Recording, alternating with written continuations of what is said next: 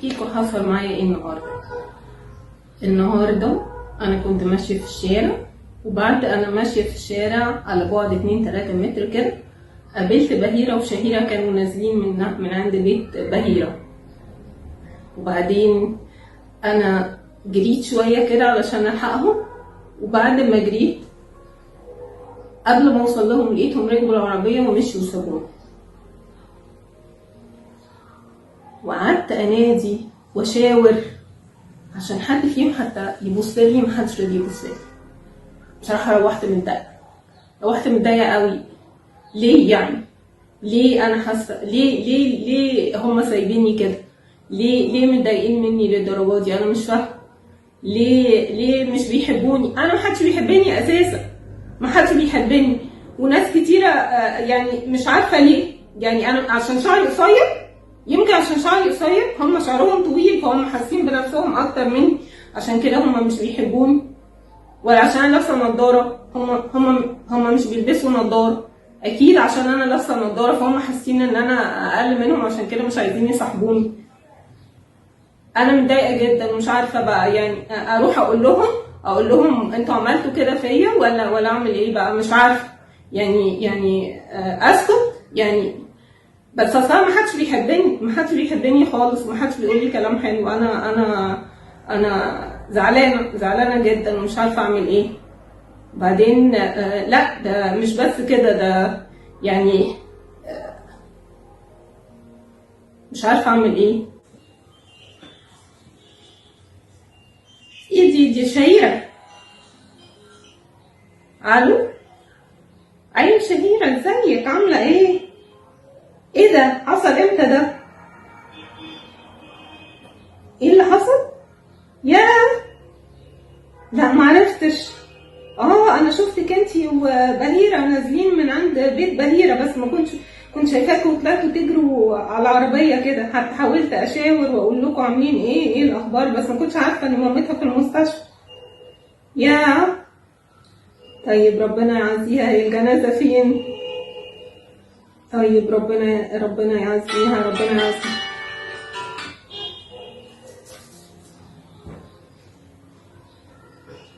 زعلت من نفسي. كل الافكار دي اكتشفت ان هي غلط. اتاري شهيره كانت رايحه تاخد بهيره عشان ينزلوا يروحوا لمامتها في المستشفى لانها عيانه ونايمه، وللاسف كمان اتوفت.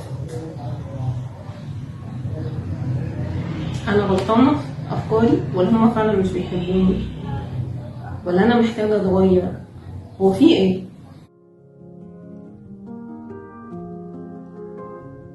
اهلا بيكم حلقه جديده من برنامجكم تانيتاس شويه وش مع دكتوره ميلاني. احنا طبعا يعني شفنا الموقف اللي فات ده كده، وعايزين نفكر مع بعض احنا ليه عندنا دايما افكار سلبيه. هم مش بيحبوني، اصلا انا شعري قصير، اصل النضاره مش عارف مالها، الناس شايفاني ايه، انا شايفه الناس ازاي. كميه من الافكار السلبيه اللي دايما موجوده بتحاربنا او بتهاجم دماغنا كتير قوي واحنا مش عارفين سببها ايه. احنا هنعمل حلقتين الحقيقه. الحلقه الاولانيه اللي احنا بنتكلم فيها دي دلوقتي عن ايه سبب ان احنا عندنا افكار سلبيه، والحلقه اللي جايه ازاي نقدر نتغلب عليها. طب ليه عندنا افكار سلبيه؟ الحقيقه العلماء اثبتوا حاجه مهمه جدا. اثبتوا ان الافكار السلبيه عاده بتقدر تحفز المخ اكتر من الفكره الايجابيه، او الفكره اللي بتخوف او اللي بتقلق، او بتقدر تفرز مواد اكتر في المخ فبتحفزه اكتر من الماده الحاجه الايجابيه. ودي بتخلي ان احنا بنميل للافكار السلبيه، احنا بنميل ليها، وهي اللي ممكن تستولى على طريقه تفكيرنا. ودي حاجه مهمه كانت ربنا عملها فينا من زمان علشان تدي للانسان جزء من الحرص. لو هنتخيل رجل الكهف موجود في الكهف، وبعدين بنكتشف ان هو بيسمع صوت بره، صوت مخيف جدا، هو مش مميز الصوت ده ايه، لكن عليه ان هو يطلع يصطاد علشان ياكل فهو قدامه حل من اتنين: يا يطلع يصطاد وهو مش عارف الصوت ده ايه، يا يستنى وما ياكلش علشان الصوت ده مخوف. طبعا هو ما هيسمع صوت هتتوالى عنده الافكار السلبيه اللي هتخليه هو يبات ليلته جعان لكن ما يطلعش يتعرض للخطر. احنا نقدر نقول ان ده ميكانيزم ربنا عامله فينا، كان عشان يحمي الانسان، وعشان يحمي الانسان من الحاجات اللي ممكن تبقى ليها هاي ريسك او مخاطره كبيره على حياته. لكن مش معنى كده ان احنا نستسلم للافكار السلبيه، بالعكس. الافكار السلبيه بتهد من دوافعنا ومن قدرتنا الانتاجيه ومن استمتاعنا حتى بالحياه وبيومنا العادي. للاسف كمان وجدوا ان مركز المخ المسؤول عن الدوافع اللي بتحركنا تلتينه بالظبط بيتاثروا بالافكار السلبيه اكتر من الافكار الايجابيه.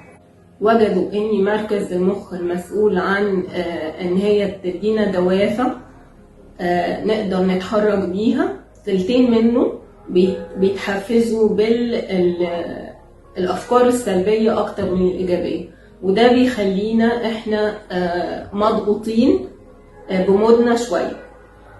عشان كده تلقائيه الافكار السلبيه جوه دماغنا جايز تكون اسرع، لكن مش هي الحقيقه، مش هي الحقيقة كاملة. يعني حتى لو مثلا هي 7/10 حقيقة، لكن في 3/10 منهم مش حقيقيين. هل نقدر نمشي ورا ال3 أسباب اللي تقدر تخلينا إيجابيين أكتر؟ المشكلة كمان إن اكتشفوا إن الأفكار السلبية بتقدر تجذب انتباه المخ أكتر فيخليه يفكر فيها. يعني المشكلة دي مشكلة انتباه. انا لو موجود ومركز في حاجة قوي، ده ممكن ياخدني من اي حاجة تاني. لو انا منتبه قوي للافكار السائدة في مخي ان هي الافكار السلبية، انا اي فكرة ايجابية هتعدي قدامي انا مش هحس بيها. عشان كده لازم اكون واعي قوي لان انا محتاج اطلع فكرة ايجابية. طب هحل المشكلة ازاي دي؟ لو افكاري السلبية هي دايما دايرة جوه دماغي وبتسبب لي اجهاد شديد وباستمرار، انا هعمل ايه علشان اطلع الافكار دي من جوايا؟ هو ده اللي هنعرفه الحلقه الجايه من تينيتوس بشويه وش ودكتوره مي نجم.